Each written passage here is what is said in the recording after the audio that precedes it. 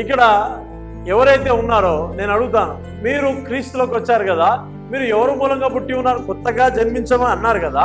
ఇప్పుడు నేను మిమ్మల్ని అడుగుతా, మీరు ఎవరు మూలంగా పుట్టి ఉన్నారు? హల్లెలూయా. సరే, 1 పేతురు 1:22 నుంచి చదువుదాం. క్షయ బీజము నుండి కాక శాశ్వతముగు జీవము గల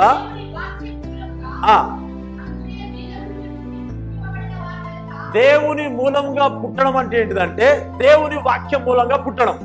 దేవుని మూలంగా పుట్టడం అంటే ఏంటిదంటే దేవుని వాక్యం మూలంగా పుట్టడం. అవునా? ఇంకా కొన్ని మాటలు ఉంటాయి. మీరు ఆయన మిమ్మల్ని కని ఉన్నాడు అని ఉంటారు, ఆయన మూలంగా మీరు జన్మించి ఉన్నారు అంటారు. అవునా? నేనేం చెప్పాలనుకుంటానంటే వీఆర్ బోర్న్ ఫ్రమ్ అబౌవ్. మనము దేవుని మూలముగా ఉన్నతమైన స్థితిలో నుంచి మనం పుట్టి ఉన్నాం. అవునా కదా? సో ఆయన మూలముగా జన్మించిన వాళ్ళు ఆయన బీజాన్ని కలిగి ఉన్నప్పుడు ఆయన యొక్క స్వభావాన్ని కూడా కలిగి ఉంటాడు. హల్లెలూయా. ఏమంటారంటే లవ్ ఆఫ్ గాడ్ అవసరాన్ని బట్టి ప్రేమించదు కానీ ప్రేమిస్తూనే ఉంటారు. ఎవరికైనా అర్థమైందో లేదు? అవునా? ఇప్పుడు ఎవరైనా మన ఇంటికి సహాయం కోసం వచ్చారనుకోండి, బాగా ఆలోచన చేసి ఏదో ఒక రోజు మనకు సహాయపడకపోతుందా అని ఆలోచన చేసి ఏం చేస్తామంటే అడిగింది ఏం చేస్తాం, ఇచ్చేస్తాం. అన్ని ఆలోచన చేసి ఏదో ఒక రోజు మనకు కూడా సహాయం చేయకపోవడా అని ఆలోచన చేసి పెట్టేసి వచ్చేస్తాం. అవునా? ఒకానొక సమయంలో నీకంటూ ఒక అవసరం వస్తుంది. ఆ అవసరంలో అతను సహాయం చేయకపోతే ఎలా ఉంటుంది? సహాయం చేసే స్థితిలో ఉండి కూడా నీకు సహాయం చేయలేని పరిస్థితిలో ఉంటే హౌ యు ఫీల్? ఎలా ఫీల్ అవుతాం? నువ్వు ఇంకోసారి మా ఇంటికి రా, నీ సంగతి చెప్తానంట. నువ్వు ఇంకోసారి మా ఇంటికి రా, వస్తావు కదా, ఏదో ఒకరోజు వస్తుంది కదా, సంగతి చెప్తావు. అప్పుడు ఏమంటారంటే that is not God's love. అది దేవుని ప్రేమ కాదు. ఏమంటారు తెలుసా? God invested love in you.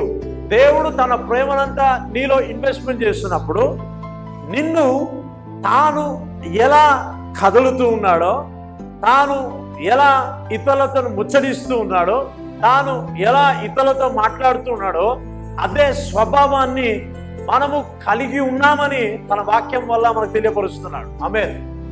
హల్లెలూయా. అవునా? సో వాక్యము నీతో మాట్లాడుతున్నప్పుడు నువ్వు ఏ స్వభావం కలిగి ఉన్నావు అంటే ప్రభు యొక్క స్వభావం కలిగి ఉన్నావు. ఆయన స్వభావం ఏంటిదంటే లవ్. అవునా? Continuously love. అది ఆమేన్. జనవరిలో ఒకలాగా ప్రేమించి మార్చిలో ఇదంతా ఫైనాన్షియల్ ఇయర్ కదా, చాలా కష్టతరమమ్మా అని చెప్పాడు ప్రభు. ఇది ఏప్రిల్ మాసం కదా, ఎండలు బాగున్నాయి కదా, కొంచెం కష్టతరం అని ప్రభు చెప్పాడు. అవునా? Love of God from the beginning ఎలా మొదలైందో ద ఎండ్, అంతము వరకు కూడా అదే ప్రేమను మన పట్ల చూపిస్తూనే ఉంటుంది. హల్లెలూయా. అవునా? సో నేచర్ ఆఫ్ గాడ్ నీలో ఉన్నప్పుడు స్వభావము, క్రీస్తు యొక్క స్వభావము, ఆయన వాక్యం వల్ల జన్మింపబడ్డ మనలో ఆయన స్వభావం ఉంది కాబట్టి మనం కూడా ఏం చేయాలంటే ట్రూత్గా లవ్ ఉండాలంట, సత్యముగా ప్రేమించాలంట. దేవునికి స్తోత్రం. హల్లెలూయా. ఈ ప్రేమ ఏంటిదంటే అగాపే లవ్ అంటారు దీన్ని. దైవికమైన హల్లెలూయా.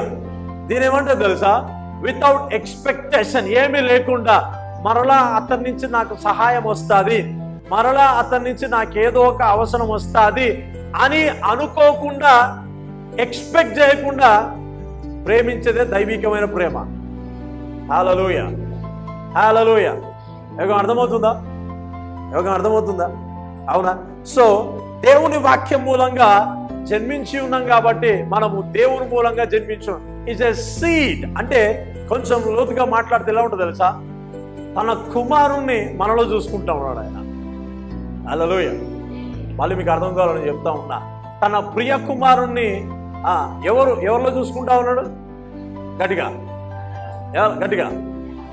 హల్లెలూయా.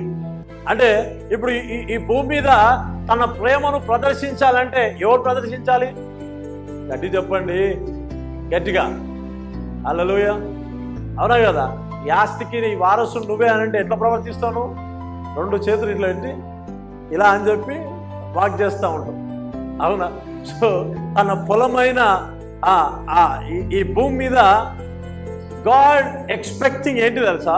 దేవుడు ఏమో ఆశిస్తున్నా అంటే what ever I invested in you, నేను నీలో ఏదైతే వెచ్చించి ఉన్నానో ఈ భూమి మీద అది కనపరచమని ప్రభు ఆశిస్తున్నాడు.